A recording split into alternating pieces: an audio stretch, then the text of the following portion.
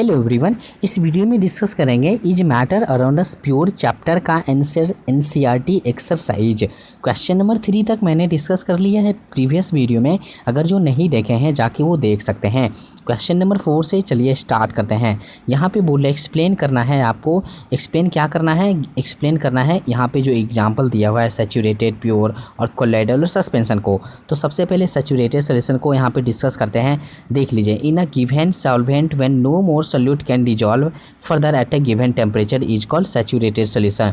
मैं आपको यहाँ पे एग्जांपल से बताना चाहूँगा। मान लेते हैं कि आपने 100 ग्राम वाटर लिया। उस 100 ग्राम वाटर में पूरी तरह से डिजॉल्व होने के लिए, यानी पूरी तरह से डिजॉल्व हो सके, उसमें आप इस 100 ग्राम का एबिलिटी है मैक्सिमम 36 ग्राम ही सॉल्ट NaCl डाल सकते हैं। अगर आप इससे थोड़ा भी ज़्यादा डालेंगे, अगर मान लेते हैं कि 40 ग्राम भी अगर आप सॉल्ट यहाँ डाल देते हैं तो मैक्सिमम इसका एबिलिटी तो 36 ग्राम ही डिजॉल्व होने का है। इसलिए यहाँ पे 4 ग्राम जो है नमक बचा रह जाएगा।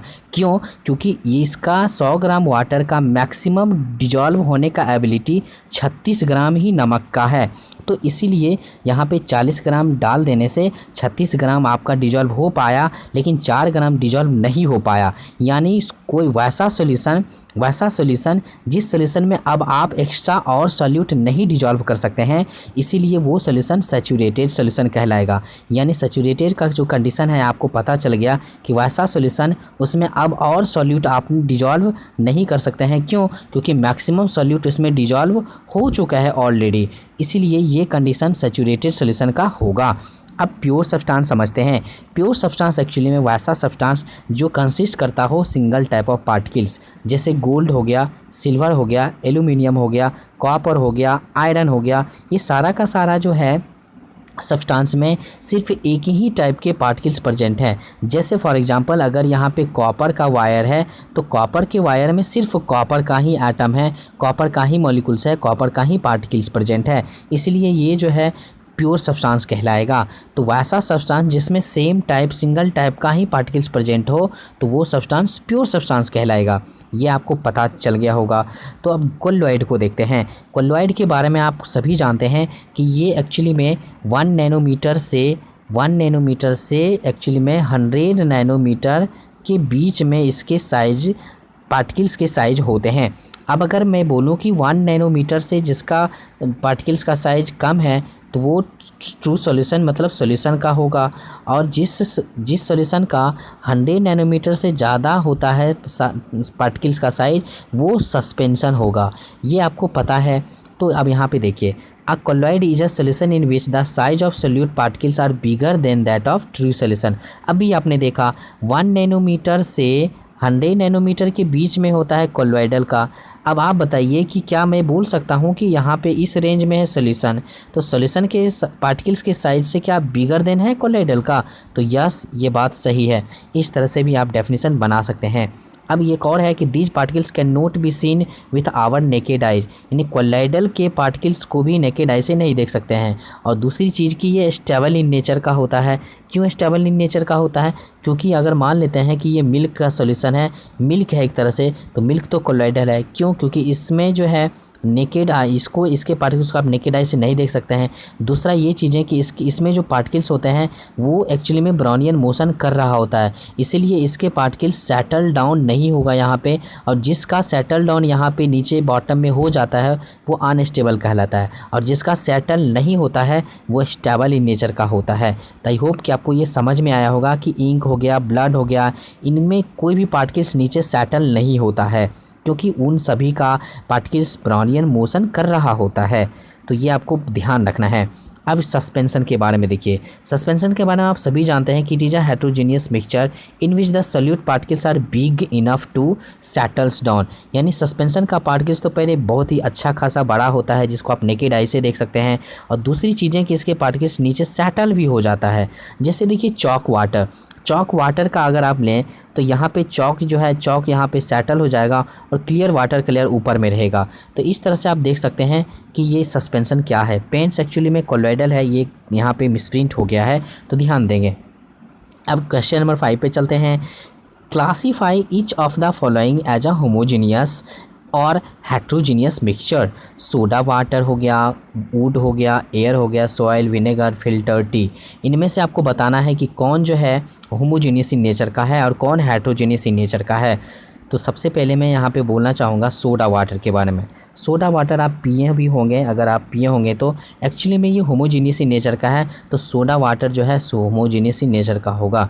अब देख लेते हैं एयर। एयर भी आपका होमोजीनियस इन नेचर का है, ये भी आपको ध्यान देना है। उसके बाद विनेगर। विनेगर एक्चुअली में एसिटिक एसिड का फॉर्मूला CH3COOH होता है, और इसमें जब वाटर मिला देते हैं तो एक्चुअली में ये विनेगर बन जाता है, तो ये ध्यान रखेंगे। तो विनेगर भी एक्चुअली में होमोजेनियस इन नेचर का होता है, ये ध्यान रखना है आपको। उसके बाद है filter T. Filter T actually में फ़िल्टर्ड किया हुआ टी, स्टैनर से जब आप इसको छान लेते हैं तो स्टैनर में जो बच जाता है उसको कहते हैं रेसिड्यू एक्चुअली में, या फिर चाय पत्ती जिसको बोलते हैं, और जो लिक्विड छान करके निकलता है उसको कहते हैं फ़िल्टर टी। जो टी फ़िल्टर के बाद निकलता है जिसको पिया जाता है उसको कहते हैं फ़िल्टर टी।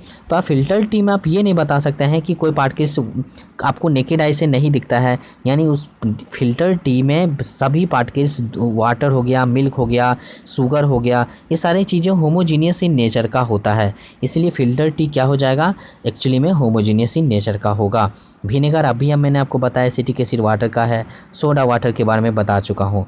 बाकी वुड हो गया और सॉइल हो गया, ये सभी चीज़ें क्या है, एक्चुअली में हेट्रोजीनियस नेचर का है। वुड आपका यहाँ पे एयर जो है आपका यहाँ पे नहीं होगा, एयर आपका होमोजीनियस में जाएगा, तो वुड और सॉइल आपका हेट्रोजीनियस इन नेचर का होगा।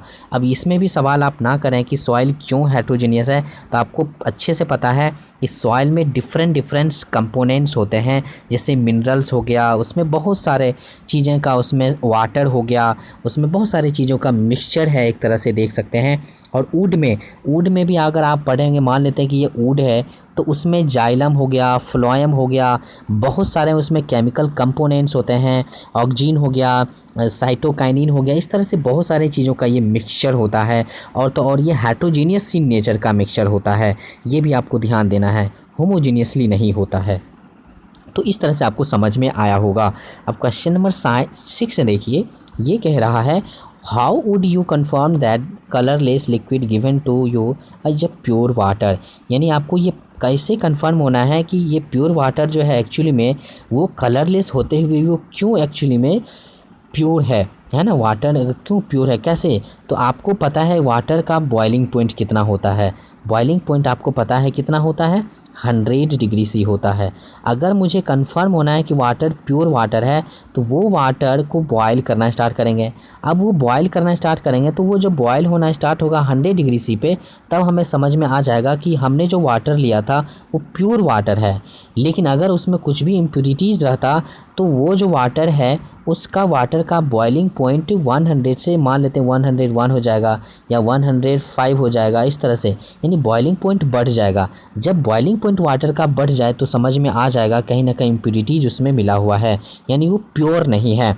तो बॉइलिंग पॉइंट क्योंकि प्योर सब्सटेंस का क्या होता है, this is because pure substance have a fixed melting point, boiling point, यानी प्योर सब्सटेंस का फिक्स्ड होता है मेल्टिंग पॉइंट और बॉइलिंग पॉइंट। इसीलिए मैंने चेक कर लिया कि अगर कोई वाटर का बॉइलिंग पॉइंट 100 डिग्री से है, इसका मतलब वो वाटर प्योर है।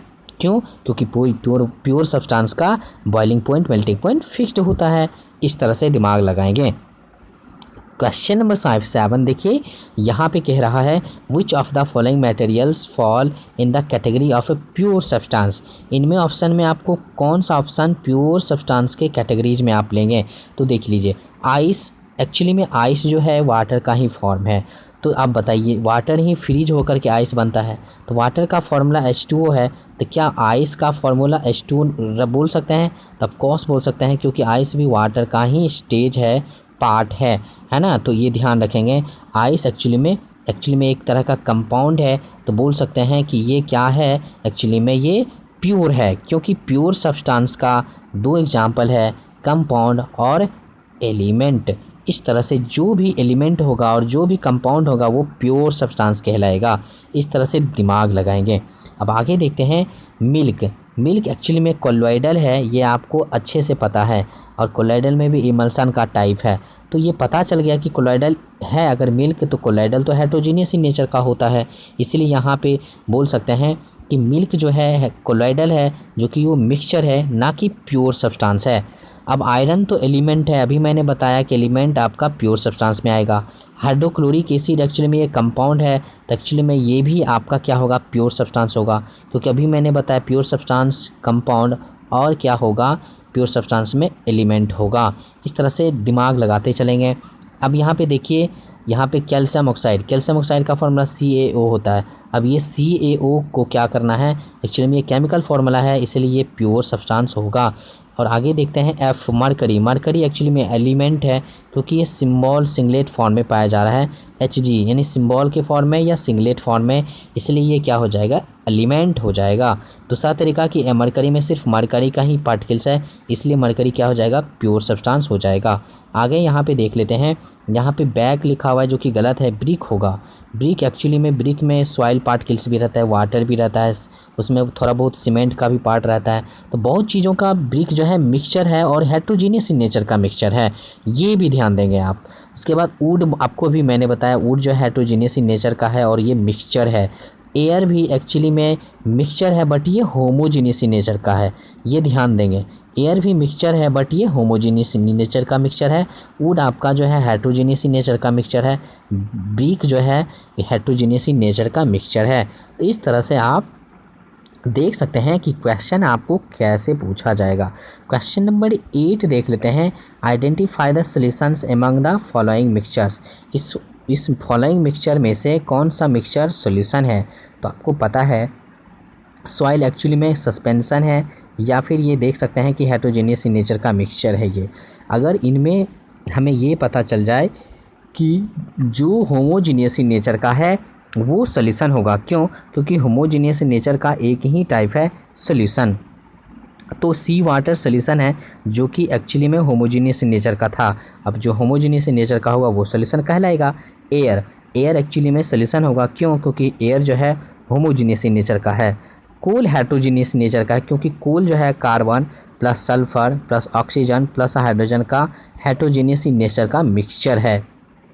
आगे देखते हैं सोडा वाटर के बारे में आपको पता है कि लिक्विड में गैस रहता है, गैस कौन रहता है, CO2 गैस रहता है। तो ये भी आप देख सकते हैं सोडा वाटर भी होमोजीनियस इन नेचर का ही होता है। तो पता चल गया आपको कौन सा आंसर होगा, जो होमोजीनियस इन नेचर का होगा वही सॉल्यूशन होगा। तो बताइए सॉल्यूशन कौन होगा, सी वाटर, सोडा वाटर और एयर, ये सारा चीज़ें जो है ये सॉल्यूशन होगा, क्योंकि ये सारा चीज़ें होमोजीनियस इन नेचर का है। अब आगे देखते हैं question number 9, which of the following will show Tyndall effect. जो टिंडल इफेक्ट कौन सा शो करेगा, तो हमें ये दिमाग लगाना है कि टिंडल इफेक्ट कौन शो नहीं करेगा। तो इससे क्वेश्चन आपका आसानी से बन जाएगा। तो आपको पता है कि ट्रू सॉल्यूशन जो है टिंडल इफेक्ट शो नहीं करता है। अब इसमें जो ट्रू सॉल्यूशन है वो नहीं करेगा, बाकी सारा टिंडल इफेक्ट शो करेगा। तो सॉल्ट सॉल्यूशन ट्रू सॉल्यूशन है, ये टिंडल इफेक्ट शो जो है नहीं करेगा। मिल्क टिंडल इफेक्ट शो करेगा क्योंकि ये कोलॉइडल है। कॉपर सल्फेट सॉल्यूशन एक्चुअली में नहीं करेगा, क्योंकि कॉपर सल्फेट सॉल्यूशन जो है वो एक्चुअली में आपका जो है सॉल्यूशन इन नेचर का है, मतलब ये कि वो ट्रू सॉल्यूशन इन नेचर का है। तो जो ट्रू सॉल्यूशन नेचर का होगा वो टिंडल इफेक्ट शो नहीं करेगा। जैसे स्टार सॉल्यूशन करेगा क्योंकि ये कोलॉइडल है ना, तो जो कोलॉइडल है, जो सस्पेंशन है, सिर्फ वही टिंडल इफेक्ट शो करेगा, true solution Tyndall effect show नहीं करेगा। तो इस तरह से आप बना सकते हैं। अब क्वेश्चन नंबर 10 पे देखते हैं। क्वेश्चन नंबर 10 देखिए, यहाँ पे classify the following into elements, compounds and mixtures, यानी इसमें से आपको ये बताना है कि कौन सा है। ऑप्शन में आपको बताना है कि एलिमेंट है, कौन कंपाउंड है, कौन मिक्सचर है। तो सोडियम, तो पहले एक ट्रिक लगाते हैं, जो सिंबल के फॉर्म में हो वो एलिमेंट होगा, जो केमिकल फार्मूला के फॉर्म में हो वो आपका कंपाउंड होगा, ठीक है। और आगे मिक्सचर कौन होगा, जो बहुत सारे एलिमेंट और कंपाउंड से अन्य जो है फिक्स्ड रेशियो में वो मिक्सअप होता है, तो उसे मिक्सचर बोलेंगे। तो देख लेते हैं, सोडियम सिंबल के फॉर्म में रहता है, सिर्फ सिंगलेट फॉर्म में Na, तो ये एक्चुअली में क्या होगा, एलिमेंट होगा। आगे देखते हैं सॉइल आपको पता है कि ये मिक्सचर है, क्योंकि इसमें बहुत सारे डिफरेंस कंपोनेंट्स प्रेजेंट होते हैं इन हेटेरोजीनियस इन नेचर। तो इस तरह से आपको ध्यान रखना है। Sugar solution homogeneous in nature का सॉल्यूशन है, तो ये भी एक्चुअली में मिक्सचर ही है, ठीक है। सिल्वर आपको पता है कि ये Ag सिंबल होता है, जिसका सिंबल होता है वो एलिमेंट कहलाता है। आगे देखते हैं कैल्शियम कार्बोनेट, ये केमिकल फार्मूला है जो कि ये कंपाउंड होगा। इस तरह से देख सकते हैं टीन कंपाउंड नहीं है, टीन एक्चुअली में एलिमेंट है जिसका सिंबल होता है Sn, और जिसका सिंबल होता है वो क्या कहलाएगा, एलिमेंट कहलाएगा। अब आगे देखते हैं सिलिकॉन का भी सिंबल होता है Si, जो कि ये एलिमेंट ही है ना, तो ये ध्यान रखना है, जिसका एटॉमिक नंबर 14 होता है। इस तरह से आगे देख सकते हैं कोल एक्चुअली में हेट्रोजीनियस मिक्सचर है, क्योंकि कोल जो है carbon plus oxygen plus hydrogen plus sulphur का ये हेट्रोजीनियस इन नेचर का मिक्सचर है। तो इस तरह से बता सकते हैं कि कोल जो है एक्चुअली में वो क्या है, वो मिक्सचर है। एयर भी मिक्सचर है क्योंकि ये होमोजीनियस मिक्सचर है। सोप एक्चुअली में कंपाउंड है, क्योंकि सोप का फार्मूला होता है C2H5ONa, ये फार्मूला होता है सोप का। तो सोप का फार्मूला होता है, इसका मतलब सोप क्या होगा, कंपाउंड होगा, क्योंकि जिसका भी केमिकल फार्मूला है वो कंपाउंड कहलाएगा। मीथेन का केमिकल फार्मूला CH4 होता है, जो कि ये भी फार्मूला है, एक तरह से केमिकल फार्मूला है, ये भी क्या कहलाएगा, कंपाउंड कहलाएगा। और यहाँ पे कार्बन डाइऑक्साइड के बारे में आपको पता है, ये भी एक्चुअली में क्या है, केमिकल फार्मूला है, तो ये भी आपका कंपाउंड होगा। ब्लड एक्चुअली में कहा जाए तो ये ब्लड कोलॉइडल का टाइप है, ये आपको पता है। तो जब ये कोलॉइडल का टाइप है तो क्या ये मिक्सचर होगा, ऑफ कोर्स कि ये मिक्सचर ही होगा, क्योंकि ये हेट्रोजीनियस मिक्सचर का एग्जांपल है, मतलब ये मिक्सचर है ना। तो इस तरह से आप डिस्कस कर सकते हैं।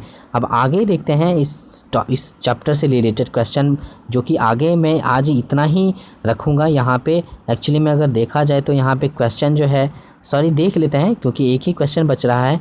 तो क्वेश्चन नंबर 11 देखिए, which of the following are chemical changes, इसमें से कौन है जो केमिकल चेंजेज है। मैं डायरेक्टली आंसर बता लेता हूँ, इसमें आपको ये बहुत आसानी से समझ में आ जाएगा। यहाँ पे देखिए केमिकल चेंजेज कौन है, growth of plant, rusting of iron, cooking of food, digestion of food और बर्निंग ऑफ कैंडल। ये सारा का सारा जो है ये केमिकल चेंजिंग है। क्योंकि ये सारा का सारा इसलिए केमिकल चेंजिंग है क्योंकि केमिकल चेंजिंग में न्यू सब्सटेंस का फॉर्मेशन होता है। तो चाहे जो भी यहाँ पे लिखा हुआ है सब में न्यू सब्सटेंस बन रहा है। जैसे ग्रोथनेस ऑफ प्लांट्स, तो इसमें भी न्यू सब्सटेंस बनता है। जैसे रस्टिंग ऑफ आयरन, आप रस्टिंग ऑफ आयरन को अच्छे से देख सकते हैं। पहले आयरन का ये आयरन नेल था, इसमें रस्ट लगा वाटर के केस में और एयर के केस में, तो ये बना दिया Fe2O3.H2O। तो एक्चुअली में यहाँ पे आयरन था सिंगलेट फॉर्म में, बट यहाँ पे देखिए कंपाउंड फॉर्म में बना लिया वही आयरन, तो केमिकली न्यू सब्सटेंस बना है। तो रस्टिंग ऑफ आयरन भी एक्चुअली में क्या होगा, तो वो केमिकल प्रोसेस होगा, केमिकल चेंज होगा। कुकिंग ऑफ फूड में भी आप अच्छे से बता सकते हैं, डाइजेशन ऑफ फूड में भी आप बता सकते हैं, बर्निंग ऑफ कैंडल में भी बता सकते हैं। क्योंकि बर्निंग ऑफ कैंडल में क्या होता है कि जो कैंडल का पार्ट जो है लाइट में चेंज हो गया, हीट में चेंज हो गया और तो और CO2 गैस में चेंज हो गया, तो वो तो वैक्स जो है फिर तो वापस आएगा नहीं। यानी वो वैक्स जो लाइट में चेंज हुआ, हीट में चेंज हुआ, CO2 गैस में चेंज हुआ, तो वो वैक्स तो वो वैक्स के लिए तो ये सारा चीज़ें न्यू सब्सटेंस हो गया ना। जब न्यू सब्सटेंस सारा हो जाए जिस केस में, वो चेंजिंग केमिकल चेंज कहलाएगा। तो आई होप कि आपको ये बेहतर समझ में आया होगा।